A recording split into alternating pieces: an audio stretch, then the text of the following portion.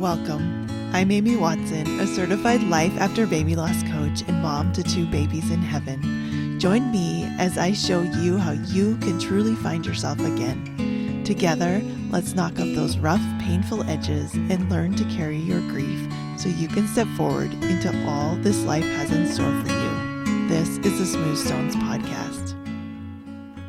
Hey, how are things in your world?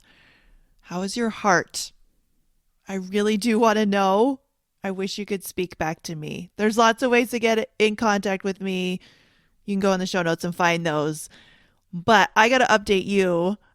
It has been a week since we closed on our house. Everything went through. I was so nervous. I think last time I was recording, we obviously hadn't done all the paperwork and moved the money around and just was really kind of excited and nervous for everything to just go through, and it did. So I am celebrating that everything went through really smoothly, actually. So all the preparation, all the weeks and weeks of paperwork and figuring things out, it all went really well.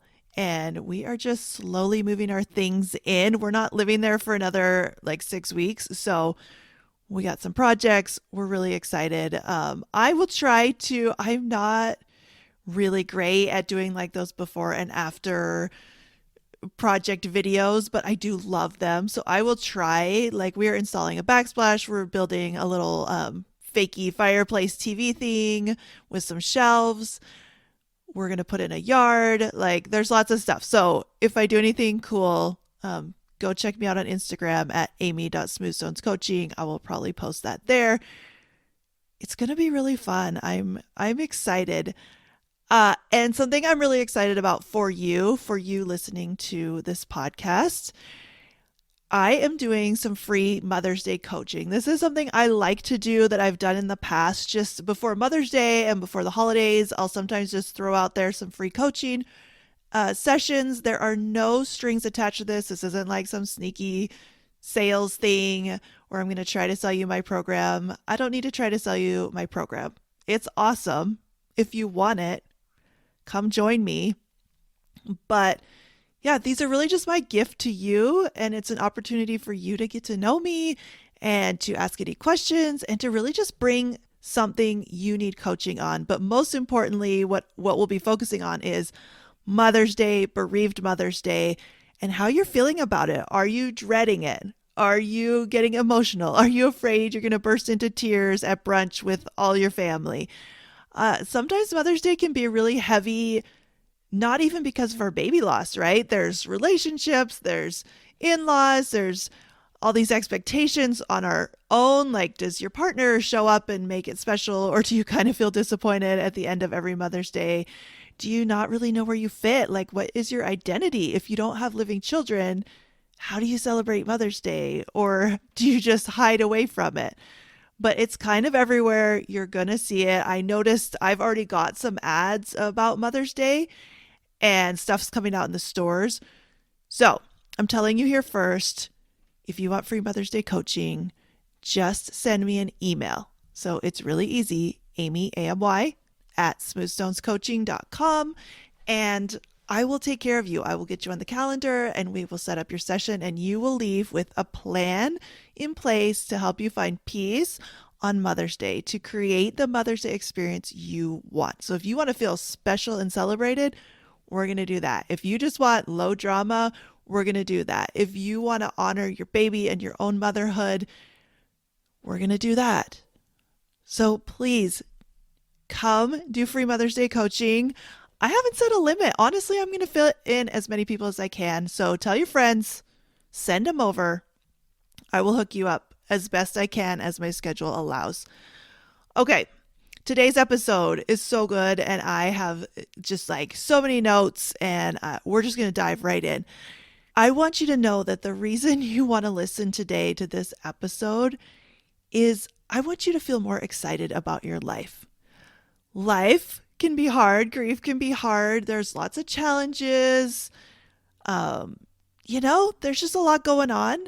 And I want you to be able to bring more excitement and fun into your everyday life. This is not impossible. This is very doable. It's very practical. But I wanted to kind of base today's episode on this. I don't know if I'd call it a cliche, but it's a saying, right? It's something that we see on like posters and, little memes and whatever. But here's the one, and I was inspired because it was very, very, very rainy when I got the idea for this. And we've had a rainy, cold spring where I live in Utah, and it feels like it's lasting forever. But there's always hope.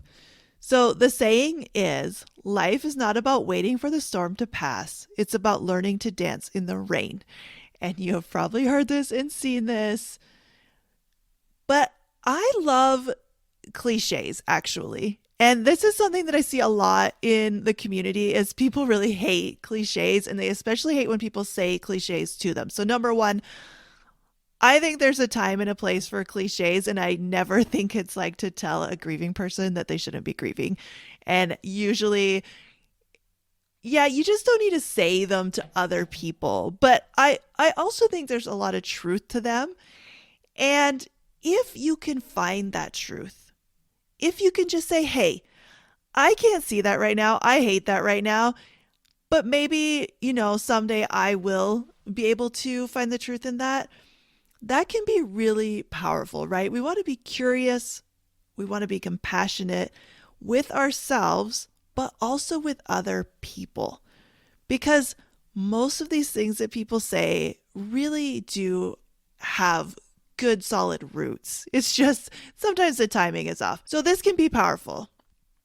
But you also never, ever, ever, ever have to learn to believe in any sort of cliche or saying that someone says.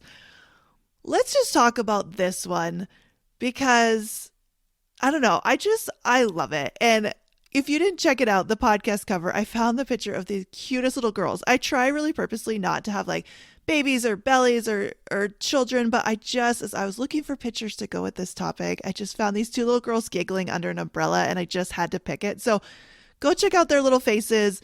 And that's the energy we want to go into this episode with. First, I want to say also, it's okay to prefer sun. Sometimes we're sitting there kind of beating ourselves up, being like, I'm supposed to be dancing in the rain and I'm cold, I'm miserable, I'm wet, I don't like it. I would way rather have the easy path. Of course. Like I totally get that. And you are totally allowed to prefer sunny, calm days. We all do. It's part of being a human. We wish we could just snowplow our way through life and it would be smooth sailing the whole time. So that's okay, right? So can you own that part of you that sometimes wishes you did not have all these storms in your life? Yes. And at the same time, understand that storms are going to come. They are part of life. They're actually an integral part of life. They do so much. Where I live in the desert, there's like all these washes and these like the rocks and the plants, like everything actually thrives on it being really, really dry and then having these really stormy storms, especially in the late summer. We get these monsoons that come through and they feed life. So wherever you live, whatever type of storms, if you've got hurricanes, if you've got twisters, if you've got, if it rains off and on every day where you live, you can adapt this. But really, storms are part of life. And the more we resist them, the more we hate them, the more we suffer because we're not going to change a storm by hating it. So that's really, really important. It's okay to prefer sun, but also don't resist when there are storms.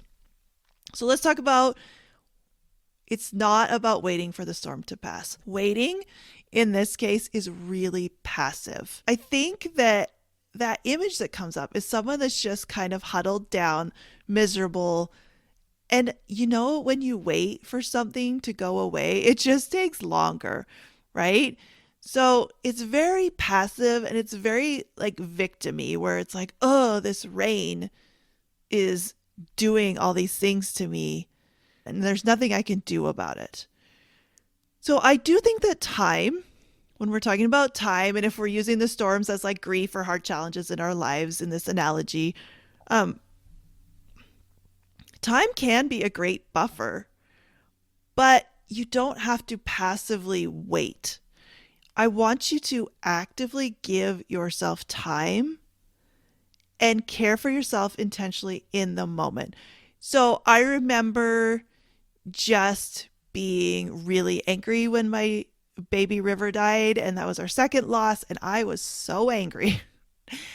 And I just like let myself be angry as long as I needed to. And how long I needed to was about 2.5 years. So I was low key angry and mad at my doctor and mad at the lab that made mistakes and mad that I almost died and mad at God. But I just chose that. I said, yeah, I'm going to let myself be angry as long as I need to. And I had already been through grief. I had not felt anger like this. But I knew that when I just gave myself like a year to cry as much as I wanted, be as sad as I wanted, it was such a relief. So if you are kind of waiting for the storm to pass, or for example, if I don't know, I don't remember what all I've shared on here, but we moved last fall in with my in-laws because we thought we had like a quick change of location happening, and then it went way, way longer. And so it was really easy to go back and forth between like being really intentional and being present and being where I was and making lots of friends and just enjoying where we were living while we were living there. And then also just being so frustrated that it was taking forever. Yeah, in that case, there was a lot of time to wait, and we were kind of like waiting for things to happen so that it could just be easier. And sometimes we do have to wait for things. But again, it's like, can you stay in the present moment? Can you take care of yourself the best you can? And can you be intentional about how you're thinking? And really, what's most important is your story about the rain. Now, how much space is it taking up in your mind, in your heart? How much energy is it taking up? So here's an example. I was thinking of some things that we might say if it was raining and we weren't very happy about it. Oh, I had to stay in all day. I couldn't even go to the store. It was so windy and so wet. Nobody can drive in the rain. I'm not getting out on those roads. Oh, someone always moves my raincoat. Why can't anyone just leave the stuff where it's supposed to be? If I just had my raincoat, then I would go outside, but I don't. So I have to stay inside, right? That's very victim-y. It's very like my life is being controlled by what is falling out of the sky and what temperature it is. This is draining. When you're being mad instead of taking care of you, it's super draining. And it takes up so much mental bandwidth. Now, if you observe yourself doing this, again, there's nothing wrong. Be compassionate. Give yourself some love, but notice it. Like start noticing and questioning yourself and saying, oh my goodness, like in my case, when we were waiting for my husband's job to make a decision and they were not doing it, it took up so much space in my head.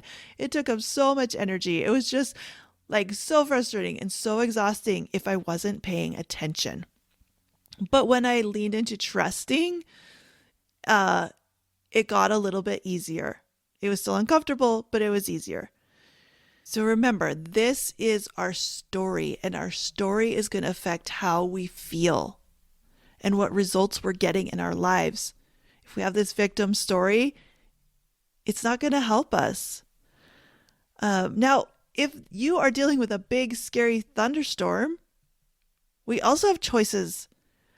Do you want to be like a puppy who is shaking and whining, like hiding under the bed because they are just terrified? And a dog does this because of their instincts, because of, I guess, their doggy nervous system, right? They do not like big, loud thunderstorms. It scares them. But we can have that story where we feel like, I just don't have control of myself. I have to curl up in a ball under the bed.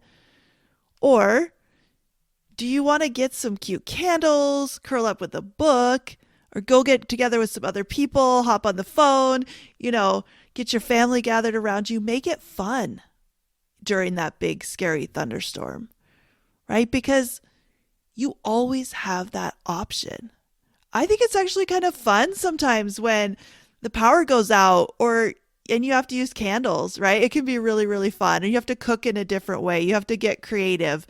Or the internet goes down and you're like, "Oh my goodness, I things are just so much better when I don't have my phone to distract me." You can get so much done. It's just looking at what's happening through a different lens and telling a different story and making a different choice.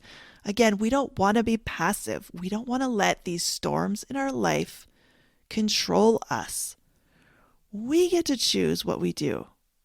We get to choose how we feel. We get to choose how we support ourselves. The other thing about the storm, we're starting with the storm part and then we're going to talk about the dancing in the rain part. But we always can learn, right? What can you learn to be prepared for the next storm? What can you do better? What is helpful? Maybe you need to get some candles. Maybe you need to get some bottles of water. Maybe you need to get a better raincoat or an umbrella. I feel like our umbrellas last like 2 weeks. I don't know. I buy some. My kids can't stop playing with them. Later they're missing or gone, or we can't find them when it's raining. So, what can you do to prevent that from happening? Because when we can take the things that we're doing, and again, you might want to wait till after, but when we can prepare for these storms, you don't need to dread what's coming next. You don't need to dread the next thing down the line. And I think for a lot of people who are grieving the loss of a baby, it's like, what if there's another death? What if this happens, or someone else in my family dies, or someone gets sick, right? And so we start dreading it. And it's like, listen, as hard and as messy and painful as the grief is, you're learning things that are going to help you. You are doing it, and you can just take that and move forward with it. Okay, let's talk about the dancing in the rain, because like I said, I want this to be hopeful and exciting and motivating for you. I love how in this saying, it doesn't just say, well, it's not about waiting for the storms to pass, it's about standing in the rain, or it's about staying inside watching the rain. It's joy, it's movement, it's momentum, it's fun, it's active, there's action, like there's so much to it. That energy of dancing in the rain is a beautiful thing. And I also love the part where it says it's about learning to dance in the rain. We are always learning. Everything we go through is teaching us something. We're always learning, and we're creating a practice. We do not need to be perfect, right? We don't need to be perfect at this. Maybe we don't like it at first. Maybe we don't know how to move our body. Maybe we don't want to dance in the rain. But that's okay. We're just going to try it. We're going to go out there. We're going to be awkward. We're going to have the neighbors staring out their windows at us. We're going to have cars passing by wondering what the heck is going on. All of that is okay. You don't have to be perfect. And you don't have to worry about what other people think. This can happen a lot when you are in a challenging situation in your life, when you are dealing with a storm in your life. There's going to be a lot of advice. There's going to be a lot of opinions. None of it matters. What matters is what you want to do and what you want to create.